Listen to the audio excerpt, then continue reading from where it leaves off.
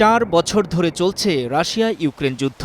হামলা পাল্টা হামলায় সাজানো গোছানো অনেক এলাকায় এখন ধ্বংসস্তূপ। বহু মানুষের প্রাণহানি আর আর্তনাদ দেখেছে বিশ্ব। এই যুদ্ধ থামাতে বহুপক্ষীয় বৈঠক হলেও তাতে ফল আসেনি, বরং আরও নতুন নতুন এলাকায় ছড়াচ্ছে সংঘাত। এ অবস্থায় যুক্তরাষ্ট্রের দেয়া শান্তি পরিকল্পনার পর ইউক্রেনের দেয়া 20 দফা শান্তি প্রস্তাব নিয়ে আলাপচারিতা। শান্তি প্রক্রিয়া এবার চূড়ান্ত পর্যায়ের কাছাকাছি, এমন বার্তা মিলেছে যুক্তরাষ্ট্রের ফ্লোরিডার বৈঠক থেকে। রোববার প্রেসিডেন্ট ডোনাল্ড ট্রাম্প ও ইউক্রেনের প্রেসিডেন্ট ভলোদিমির জেলেনস্কি বৈঠক করেন। এরপর দুই নেতা কথা বলেন যৌথ সংবাদ সম্মেলনে। ট্রাম্পের মতে শান্তি চুক্তিতে পৌঁছাতে আর অল্প কিছু পথ বাকি। ভালো খবর মিলতে পারে শিগগিরই। যদি এ প্রক্রিয়া সত্যিই ভালোভাবে চলে, হয়তো কয়েক সপ্তাহ সময় লাগবে। আর যদি খারাপভাবে চলে, তাহলে শান্তি চুক্তি ঘটবে না। তখন এটা লজ্জার বিষয় হবে। সেই সম্ভাবনাও কিন্তু আছে, কিন্তু হয়তো এমনটা ঘটবে না। দক্ষিণ পূর্ব ইউক্রেনের দনবাসে মুক্ত বাণিজ্য অঞ্চলের পরিকল্পনা করেছেন ট্রাম্প, কিন্তু কিভাবে সেটি বাস্তবায়িত হবে এ নিয়েও কথা বলেন তিনি। আমি মনে করি আমরা সম্ভবত আগের চেয়ে আরও অগ্রগতি করেছি।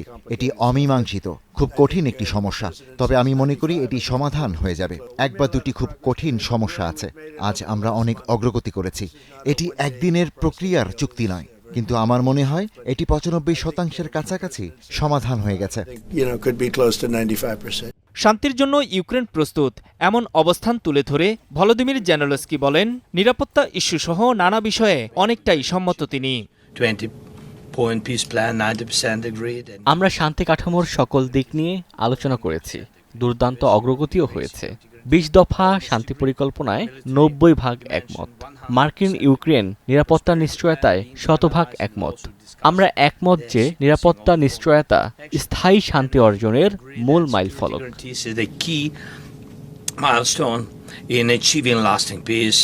তবে দনবাসে জমি ছেড়ে দেওয়ার ব্যাপারে আগের মতোই দেশে গণভোট আয়োজনের কথা পুনর্ব্যক্ত করেন ইউক্রেনের প্রেসিডেন্ট। আগামী জানুয়ারিতে ওয়াশিংটনে ইউক্রেন ও ইউরোপীয় ইউনিয়নের সাথে ফের বৈঠকের আশাও করেন জেলেনস্কি। আমাদের শান্তি আলোচনার টিম সকল দিক নিয়ে কাজ চালিয়ে যাবে। আমরা ইউরোপীয় নেতাদের সাথে একটি যৌথ আলোচনা চালিয়েছি। ন্যাটো ও ইউই সহ অনেক নেতার সাথেই কথা হয়েছে। আমরা একমত হয়েছি যে আমাদের টিমগুলো আগামী দিনে সব আলোচিত বিষয়ে চূড়ান্ত করার জন্য আবারও মিলিত হবে। শান্তি পরিকল্পনা নিয়ে রুশ প্রেসিডেন্ট ভ্লাদিমির পুতিনের সঙ্গে ফোনে 2 ঘণ্টারও বেশি আলাপ হয়েছে বলে ব্রিফিংয়ে উল্লেখ করেন ট্রাম্প।